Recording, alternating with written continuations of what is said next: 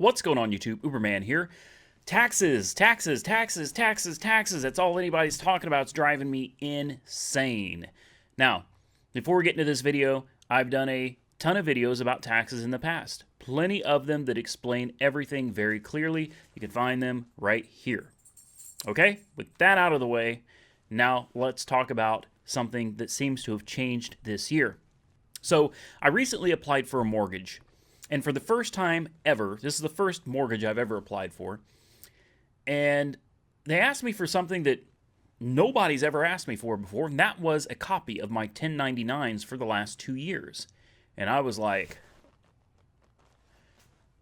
that could be problematic. I don't keep my 1099s. I don't keep a record of them because they're all online. Now, some companies never send me a 1099.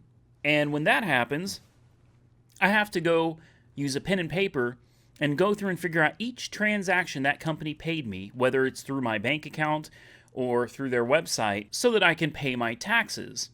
Now, that can be really difficult, and I explained to the finance officer, there's some 1099s I haven't gotten.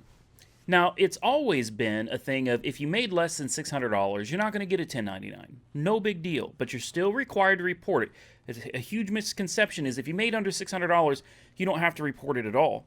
That is not true. Just because you did not receive a 1099 does not mean you're not supposed to pay taxes on your income. So, as I'm going through and I'm pulling my 1099s from Uber, I noticed something different this year. If you didn't make $20,000 in fares, or you drove less than 200 trips, you don't get a 1099. I was like, 20 grand? Whoa.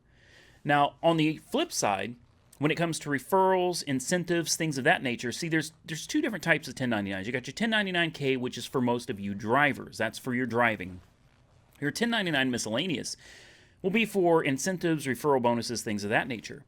Now, for that 1099, you had to make over $600 and you will receive your 1099 miss. For your 1099K, it's over $20,000 or 200 trips.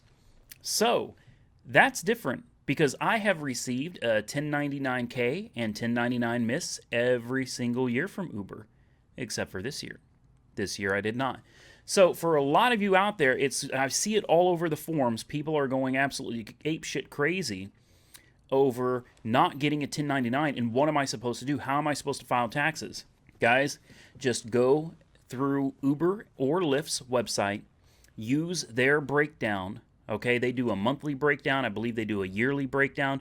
All right, just take the number that they gave you and enter it into your Schedule C. It's that simple. You don't have to have a 1099. You really don't. And please, don't trust their mileage. You really need to be tracking your own miles. I can't stress that enough. You need to keep track of your own miles. Now, if you did not track your own miles, you should have, and because you didn't, you're probably going to lose some money. Then you can use the miles that Uber or, because I don't know for sure if Lyft is doing this, but Uber is. You can use the miles that Uber tracked for you. All right, so I hope this video finds you well. I hope it's informative and you got some use out of it.